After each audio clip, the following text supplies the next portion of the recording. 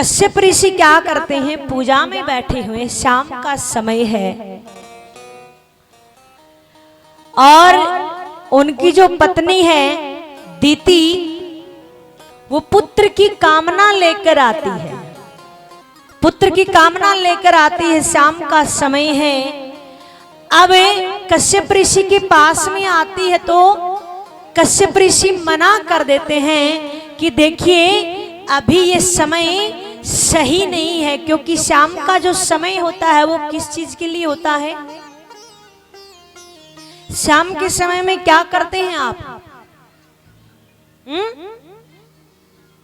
शाम का जो समय होता है वो पूजा पाठ का होता है। शाम के समय हम पूजा पाठ करते हैं।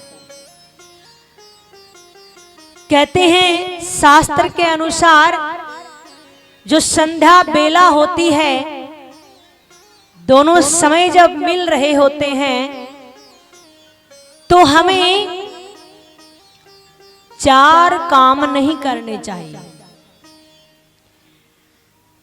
हमें 4 काम नहीं करने चाहिए। पहला क्या है कि हमें शाम के समय सोना नहीं चाहिए। इस बात का ध्यान रखें आप। सवा पहर पहले और सवा पहर बाद तक आप शयन ना करें।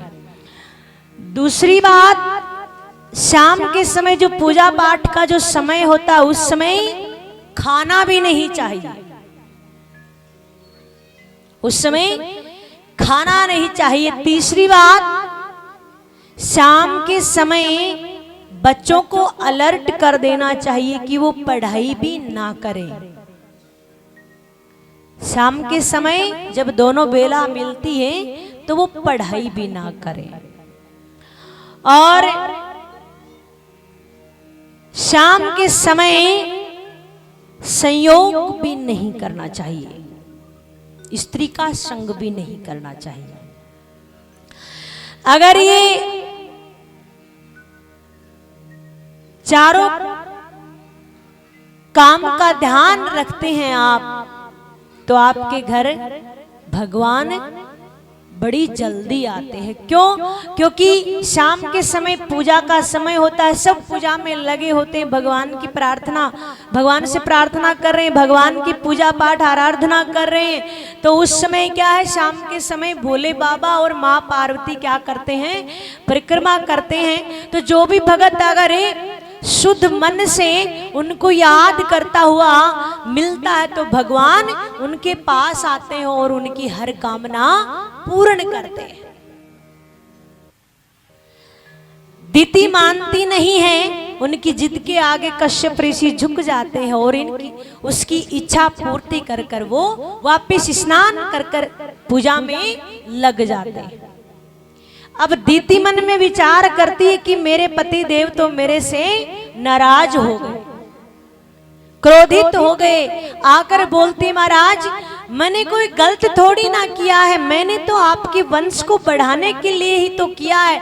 मैं चाह रही हूं कि आपके सुंदर पुत्र होगा और आपका वंश बढ़ेगा। तब कश्यप ऋषि कहते हैं कि देखिए, गलत समय में किया गया कार्य गलत परिणाम देता है,